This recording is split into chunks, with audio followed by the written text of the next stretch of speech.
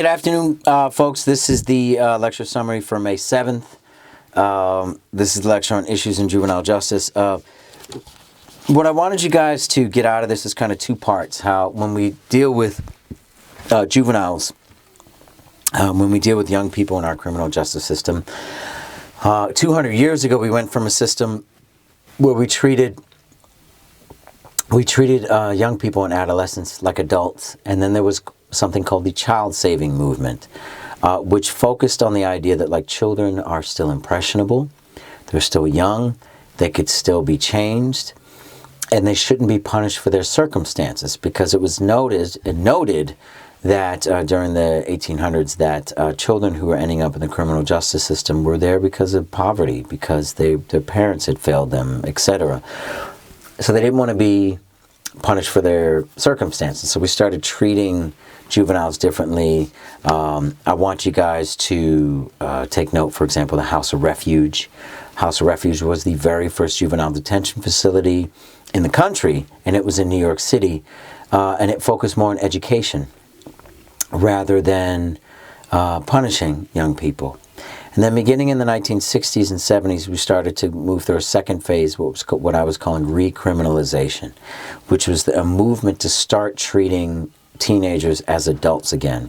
So this, and most importantly, like the story of Willie Basket Jr., which I guess if I'm not explaining it well enough, the notes, I can explain it here.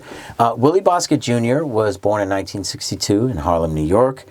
Small kid, and very intelligent kid, but a very violent kid. This is a kid who used to, stories of him like lighting homeless people on fire, smacking people in the backs of their heads in movie theaters, and he tried to kill a pregnant teacher of his with a typewriter from a second-story window. I mean, this kid was a very violent kid. And at the age of 15, he and his cousin went on to train the A train between 125th and 145th. They were going to rob somebody. They walked up to somebody, asked this guy for his wallet, and Willie had a gun. Willie had a pistol. And the guy looked at these two 15-year-old kids and was like, "I'm not giving you my wallet." And Willie Basket shot him in the head. Willie's cousin ran, and Willie said he stayed and he watched this guy die because he was fascinated. He wanted to watch this guy die. 3 days later, him, same cousin, same pistol, got onto the train again, robbed somebody else. This time they found somebody that was sleeping. Willie kicked him in the leg to see if he could wake him up, and they shot him in the head. 2 murders in 3 days. And they got a total of about $7 from each of these guys. And at the time, Willie Basket could only go to prison for 5 years for 2 murders.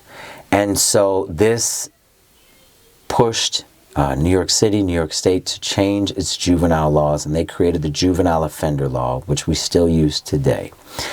It was called the Willie Basket Law at the time because it was focused squarely on him, although the law could not affect him because the law came after his crimes. Willie Basket Jr. ironically stayed in prison because he just was so comfortable in prison. He's still in prison today. He's eligible for parole in 2062 when he is at the age of 100 years old.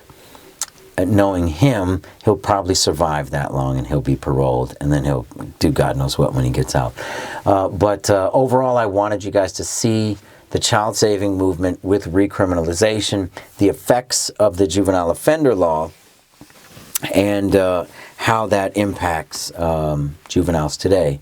So we're probably in a movement now. We're starting, in the past few years, we've been starting to undo some of those juvenile offender laws, because to treat a 13-year-old like a 30-year-old, a lot of people look at that and they don't